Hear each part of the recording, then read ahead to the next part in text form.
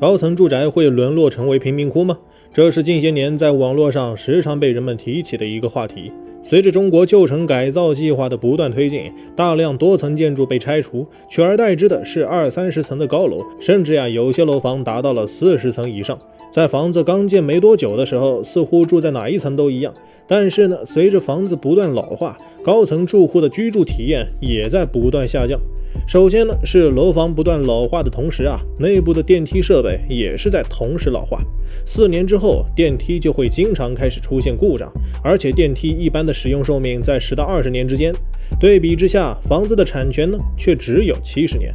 那么剩下的时间里要怎么办呢？难道每隔10几20年的就要换一部电梯吗？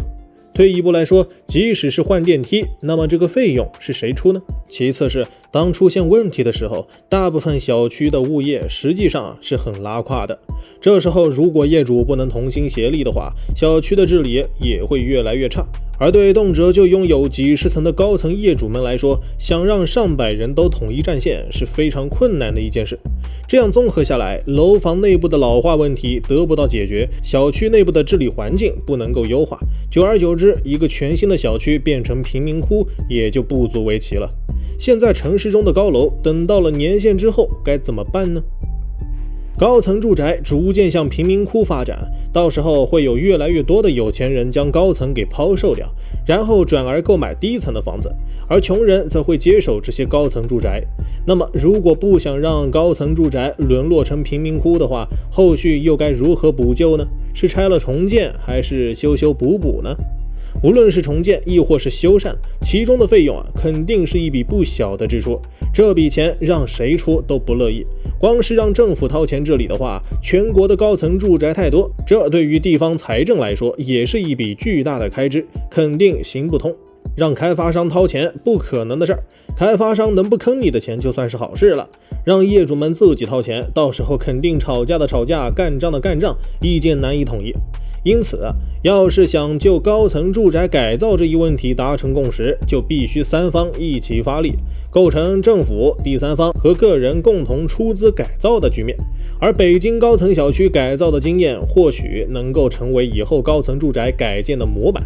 2019年的时候，北京劲松街道引入愿景集团进行老旧小区综合整治，由愿景集团出资对该小区进行环境整治和配套服务设施的改造完善。政府将配套设施的20年经营权授予愿景集团，同时改造后的劲松社区由愿景集团旗下的物业公司进行管理。这种通过引入第三方社会资本的改造案例具有一定的可行性。第一，它缓解了政府的财政压力；第二，它提升了小区业主的居住体验。这种高层小区的改造就属于是缝缝补补这一类型的，不是推倒后重建，而是对房子进行加固维修，剩下的配套设施啥的再给换一遍，小区内的环境再给搞好，就算是完成了。因此，这种高层小区的改造仍属于是微利可持续。在后续的过程中如何进行更长期、更广泛的老旧小区改造，仍然要进行更加精细化的研究。欧美已经经历过这一步了，他们是怎么做的？欧美很多特别老的高层住宅中里面住的几乎都是穷人，稍微有钱一点的基本上都已经搬离了高层住宅。虽然说我国现如今的高层住宅还远没有发展到成为贫民窟的那一步，但是欧美国家却是实实在在的走过了这样一段路。在美国，穷人区和富人区的划分非常的明显，仅从外观上就能够看出来。穷人区之所以叫做这个名字，不仅是因为建筑内部的设施都已经老化了，而且小区附近的环境也是非常的杂乱不堪。而且欧美国家走的是资本主义道路，资本家们是不会为了居民的利益赔钱去拆迁市区的高层住宅的，政府也没义务这样做。因此呢，欧美地区的高层住宅要想进行修复的话，只能够从每年收取的物业费中来获得资金支持。越老的房子所需要的维修费用就越高，因此呢，物业费也会越贵。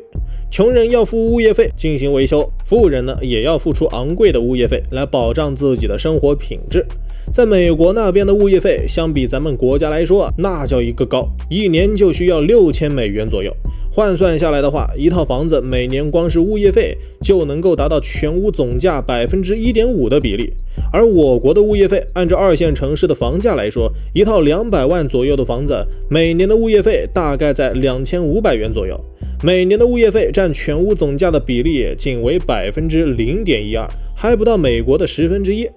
因此呢，从欧美地区治理高层住宅的经验来看，维修高层住宅的钱几乎都是从业主的钱包里扣来的。正所谓羊毛出在羊身上，我国后续的高层治理会不会借鉴类似的经验，将物业费的价格给提升，现在还不好说。虽然已经有网友预测了，在2031年之前，我国的物业费一定会蹭蹭上涨。之所以卡在这个时间节点，是因为在2031年的时候，我国将有一批高层住宅需要维修了。然而，未来对于高层住宅的改造工作究竟是怎么进行的，现在也无法得出一个定论，只能给各位有购房意愿的业主们提个醒。现在不买高层住宅或许是个明智的选择，可能等到10几20年之后电梯故障频发，各种配套设施都老化了，到那个时候再想卖房子可就更加不好卖了。